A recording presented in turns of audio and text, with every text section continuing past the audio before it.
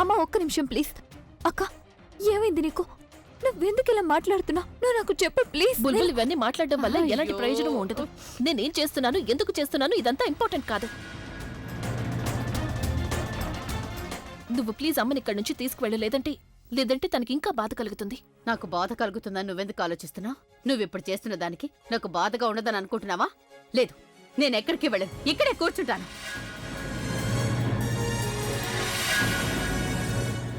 నేను కూడా చూస్తాను ఏ ప్రజ్ఞనైతే నేనెంతో ప్రేమగా పెంచానో, ఎవరి మీద ఎంతో నమ్మకం పెట్టుకున్నానో తను ఎంతవరకు వెళ్ళగలదాను.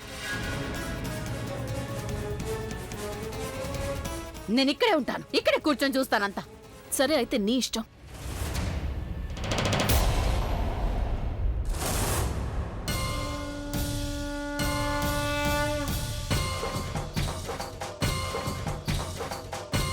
నేను ఇంటి ఓనర్ని అనడంలో ఇక ఇంట్లో ఎవరికి ఎలాంటి కన్ఫ్యూజన్స్ లేవు కదా?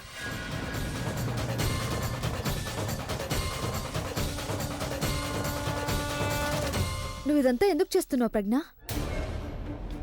ఇంతకు ముందు నువ్వు ఎంత సింపుల్ గా, ఎంత ఇన్నోసెంట్ గా ఉన్నావు. ఇప్పుడు చూడు, నువ్వు ఎలా ఉండేదానివి, ఎలా అయ్యావు.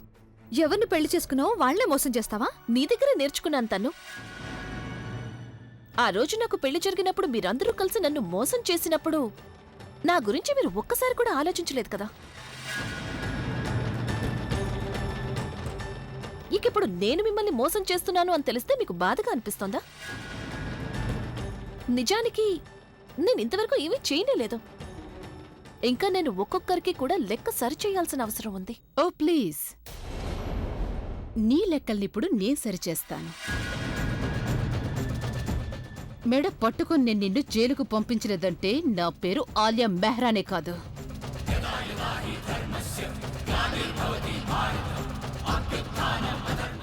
అయితే నువ్వేం చేయాలనుకుంటే అది చెయ్యొచ్చు కదా.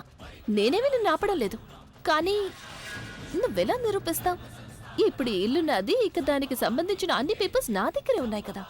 నువ్వేవి నిరూపించలేవాలియా, నా మీద నిందలు వేయగలవంతే.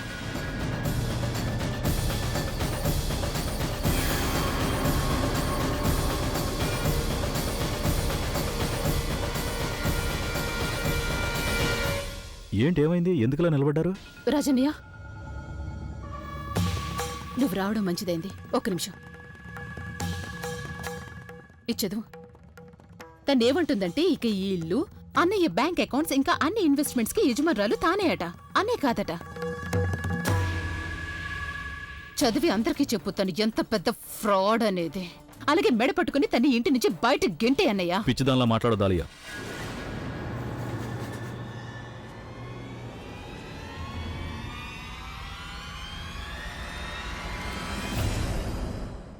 ఏం మాట్లాడుతున్నావు? నువ్వు చూస్తున్నావు కదా, ఈ పేపర్స్లో అన్ని చోట్ల తన పేరు రాసుందని. ఇంటి పేపర్స్ మీద, ప్రాపర్టీ పేపర్స్ మీద అన్ని చోట్ల ప్రజ్ఞ పేరే రాసుంది. మరి నువ్వు ఎలా కాదనంటావు? కానీ రాజనీయ, ఆలియా, సరే ఒకవేళ ప్రజ్ఞ నాటకం ఆడుతోంది అని అనుకుందాం, కానీ ప్రేమగా మాట్లాడొచ్చు కదా. ఇప్పుడు మనం ఎలా ఇరుక్కున్నామంటే ఇది ప్రాపర్టీ విషయం అంత తేలిగ్గా సాల్వ్ కాదు.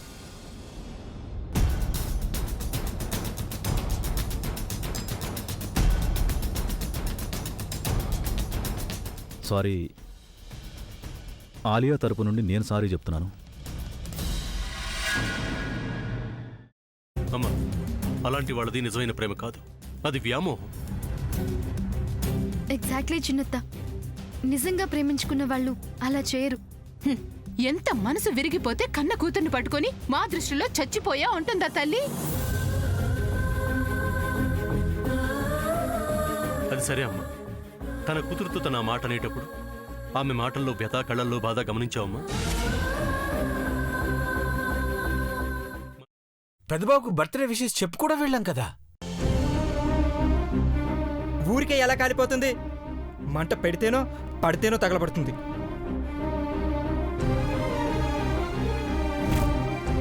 కరెక్ట్ చిన్నబాబు, నీకొచ్చినట్టే నాకు డౌట్ వచ్చింది. పార్వతే షర్టును తగలబెట్టిందనుకుంటా.